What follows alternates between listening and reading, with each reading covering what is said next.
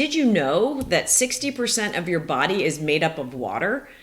And water and adequate hydration can help regulate your weight, your blood pressure, your bowel movements. Yet, older adults are more susceptible to dehydration than anyone else.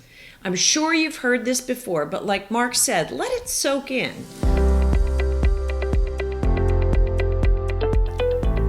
During our annual mastermind that we ran this year, 100% of the participants agreed that they were not drinking enough water or staying hydrated as they aged. And this caused us to pause. You know, over the years, we've all heard from our doctors, our trainers, our life partners, and our partners, okay, and our kids, how important it is to stay hydrated. But still, overwhelmingly, this is something that most people really just don't do. And today we want to open your eyes to the importance of hydration as you age. We've done a bit of research, we've talked to a few experts, and we want to share some important information with you. And do yourself a favor. Make believe that you're hearing this for the first time. Take notes, pause the video, really let this soak in. It might sound trivial, but we actually learned a lot because it's not trivial and it's really critical to a healthy and longer life, especially as we age. Facts like, did you know that 60% of your body is made up of water? And water and adequate hydration can help regulate your weight, your blood pressure, your bowel movements. Yet, older adults are more susceptible to dehydration than anyone else. I'm sure you've heard this before, but like Mark said, let it soak in. So the other thing is, it's important to note that drinking the right amount of water can regulate your body temperature. It can get you get nutrients to your cells, and it keeps all of your organs healthier. It's flushing all of the bad stuff out of your body. And it also plays a vital role in your mood and cognition. How about that? That's great. However, as you age, there is a natural decline of total body fluid.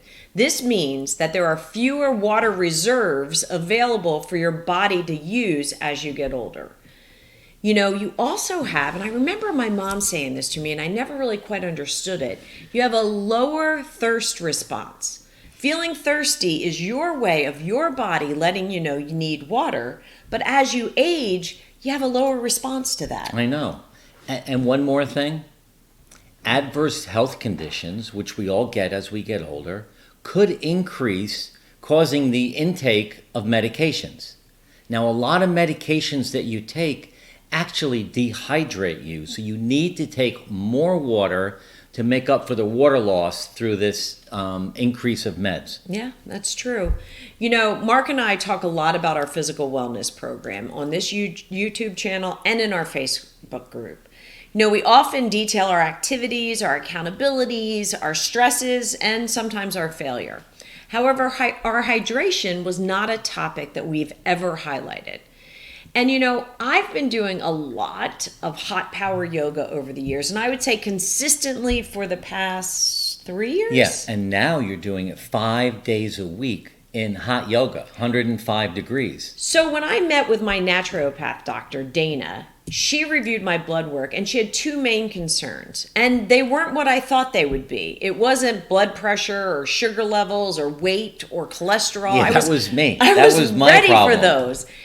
Her overall concerns were around my hydration and the lack of sodium that was left in my system. Well, when you think about it, like I said, you're there in 105 degrees for an hour. You come home, you're dripping wet, jump out of your clothes, change into something different, and the first thing you do is sit down and we have a cup of coffee together. I know. Which further dehydrates you. Yeah. Which, now we're changing that because of this video and the research that we did. We are trying to change that because I did used to do that, right? And I didn't even realize the symptoms that I was actually feeling, because even mild dehydration can cause a bunch of uncomfortable and often debilitating symptoms, dark colored urine or urinating less frequently or fatigue. A lot of talk about bodily functions today. I know. Feeling weak, being irritable, or even a little dizziness. And in fact, you said this morning you were feeling a little dizzy. I was, and we try, and we're gonna, we're talking about this. We're preaching. We are trying as best we can, but dehydration also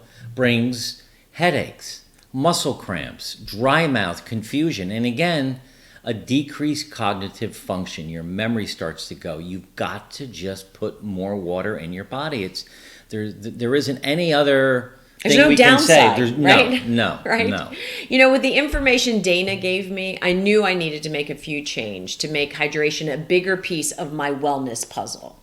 So today we want to give you a few things that you can do, that we're trying to do as well, to help your wellness program through hydrating your body better, more consistently, and that's going to aid in your overall health as you age. It needs to become a new habit. It does. Right? It does for both of us. For both of us. It needs to be part of our new habit. And maybe for you guys too. Right. So let's start with how much water do you really need to stay hydrated? And I'm sure you guys know, you've heard this 100 times, but we're going to tell you again. And generally, you should take about 1/2 of your body weight in ounces in fluids, in hydrating fluids a day. So that doesn't mean in coffee, and it really doesn't even mean in tea. It means in hydrating fluids. For example, if you weigh 160 pounds, you need to drink 80 ounces of water, right? And that's kind of a minimum.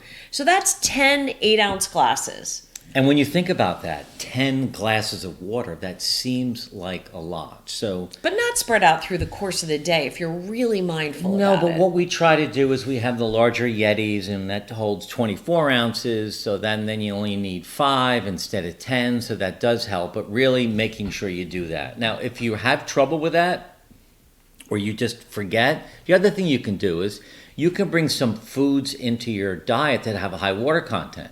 So things like cucumbers or watermelon, lettuce, strawberries. What else has water in it? Tomatoes and celery. So I make an incredible green juice in the summer. I don't know why I only do it in the summer. Drinking my water. I need to do it more. But with celery and spinach and cucumber and lemon, so if you have a juicer, it's another good way to add fluid into your body.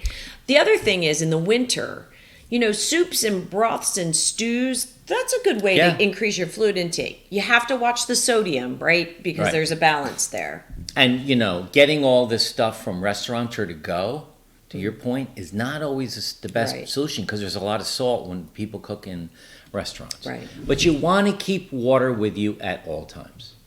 Having, water right here all day long when we're speaking just makes it easier to get the right amount of fluids, and we carry around our Yetis all day long with water in it. Yeah, a refillable water bottle is a great way to keep it with you in your car. I would avoid the plastic, right? Don't they say we're not encouraging that. Yeah, not to use the plastic ones and leave it in your car. There's been some research that that's not so good.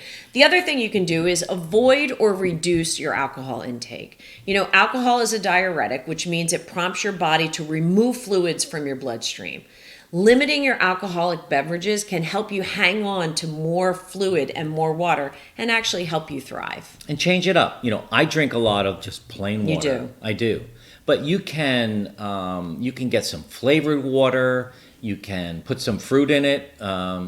Lemons, apple, cucumber, or berries, just to give it a little bit of taste. And I have those, you used to use those things with the little drops, just to add a little bit of flavor. I did? Yeah.